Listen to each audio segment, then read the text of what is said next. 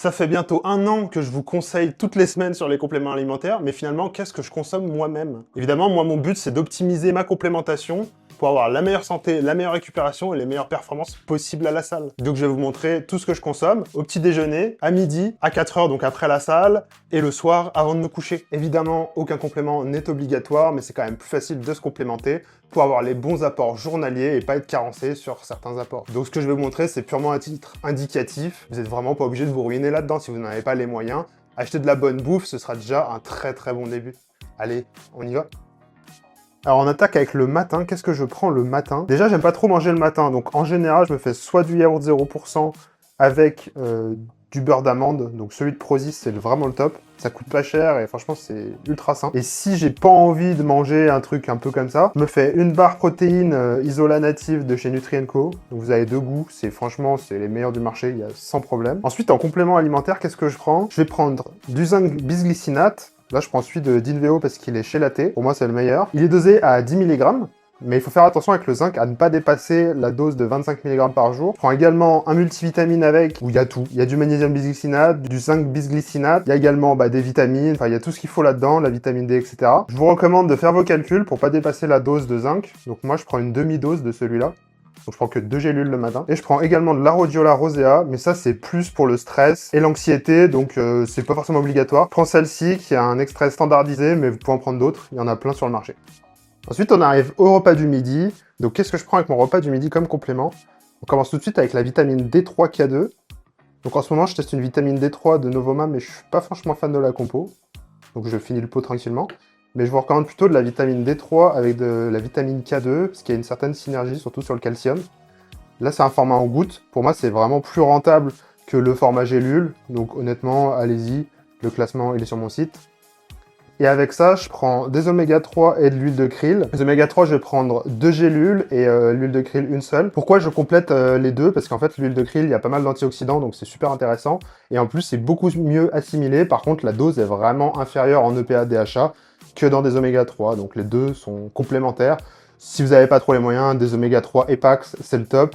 Ça, c'est ce Nutrimus, c'est le meilleur rapport qualité-prix, mais vous en avez plein d'autres. Tant que c'est de l'Epax, c'est de la bonne qualité. Vérifiez également l'indice Totox, mais normalement, pareil, si c'est de l'Epax, il n'y a pas de souci avec l'indice Totox. Et pourquoi je prends ces compléments le midi? Parce que la vitamine D3 est liposoluble, donc on la prend avec des lipides. Donc le repas du midi, ça s'y prête bien, vu que le matin, j'évite pas mal les lipides.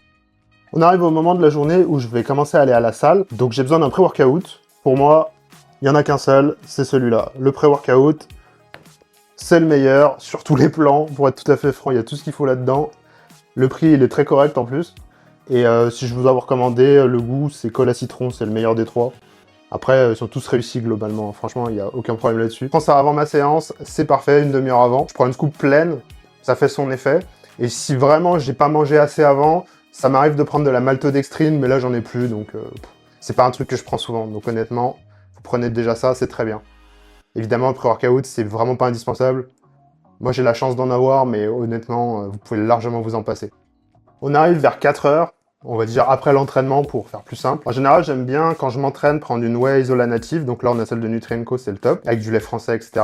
Mais de temps en temps, j'aime bien varier, quand je m'entraîne pas, prendre la whey Native Mix, la Protimus de chez Nutrimuscle. Parce qu'en fait, c'est 20% de caséine et 80% de whey. Donc ça cale beaucoup plus. Quand je m'entraîne pas, j'ai tendance à un peu trop réfléchir, à vouloir manger, on va dire. Donc ça, c'est le top. En plus, c'est goût pistache, donc c'est un peu original, franchement. Ça se digère bien, ça cale bien, et c'est bon. Donc moi, j'aime bien prendre celle-là aussi. C'est vraiment une valeur sûre. Et avec ça, donc je fais un shaker, évidemment. Et avec ça, je prends de la créatine. En ce moment, je teste l'opti-créatine de Nutrimus, mais franchement, vous pouvez prendre une créature de n'importe quelle marque, tant qu'elle est rentable, qu'elle a un bon rapport qualité-prix. Ce sera forcément le top, ça marche bien. Et pour compléter, je me mets du collagène, Peptan, du collagène bovin, parce que je trouve que le collagène marin, ça apporte pas grand-chose, et ça coûte 2 fois plus cher, donc c'est pas forcément rentable.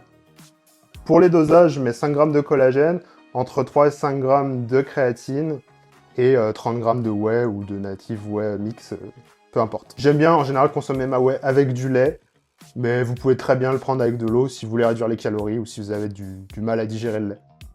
Et pour le soir, je complète mes apports avec encore une gélule de multivitamine. Je répartis pour éviter de dépasser les seuils de zinc, donc j'en prends une gélule. La dose normalement c'est 4 gélules, j'en prends 2 le matin et une le soir. Avec ça, je prends un mélange entre de la glycine à hauteur de 3 grammes, donc ça c'est ce qui va permettre, on va dire, au corps de se refroidir, donc vous allez vous endormir un peu plus vite avec ça. Avec de l'ashwagandha Shoden de chez Nutrimus, pour moi c'est vraiment le meilleur. Ça coûte cher, vous n'avez pas beaucoup de gélules, mais vous avez des petites doses à prendre par rapport au KSM 66 où il faut prendre 2 ou 3 gélules, donc au final il est plus rentable, malgré son prix plus élevé à la gélule. Moi je vous le recommande très fortement. Et je prends du magnésium bisglycinate de chez Dinveo, qui est pour moi le meilleur magnésium du marché, hein, concrètement. Il est chélaté, donc pas d'oxyde, pas de tampon, franchement vous pouvez y aller sans problème. Je vous conseille plutôt la version en poudre, moi j'en avais plus donc j'ai pris un gélule, mais en poudre, je crois que c'est 20 €, 250 grammes. Ça vous fait une éternité. Son seul inconvénient, c'est qu'il n'y a pas de vitamine B6, ni de taurine, mais on retrouve la vitamine B6 dans le multivitamine, donc du coup c'est bon. Et la taurine, en général, je l'ai avec mon pré-workout, donc j'ai pas besoin d'en prendre un autre où il y a la synergie. Je préfère la matière première qui est supérieure, et puis le prix, franchement, celui-là, il coûte pas cher, il est vraiment bien, quoi. Je vous le conseille vraiment, c'est vraiment un banger.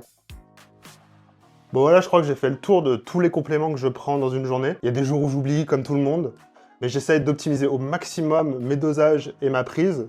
Le but, c'est d'avoir la meilleure santé, la meilleure énergie, la meilleure récupération possible pour progresser. Mais si je dois vous conseiller juste, on va dire, 2 compléments qui pour moi sont essentiels, le multivitamine, parce qu'en fait, il y a tout dedans. T'as le zinc, le magnésium, t'as les vitamines essentielles, t'as un bon dosage, t'as même de la vitamine D3.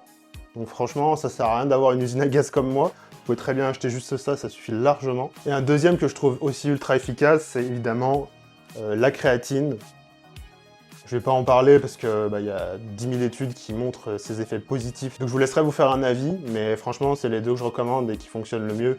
Et vous avez vu, vous avez 2 compléments et vous faites tout. Les protéines, c'est vraiment pas indispensable. Le pré-workout non plus. À la limite, les oméga 3 aussi, ouais, les 3. Les oméga 3 aussi, c'est le top. Vous prenez de l'Epax de chez Nutrimus, c'est très très bien. Mais le reste, après, c'est pour vos besoins spécifiques. Si vous stressez beaucoup, de l'ashwagandha et de la rhodiola, ça peut être intéressant. Voire de la L-théanine. Si vous avez du mal à dormir, glycine, magnésium, ashwagandha, c'est pareil, c'est très bien.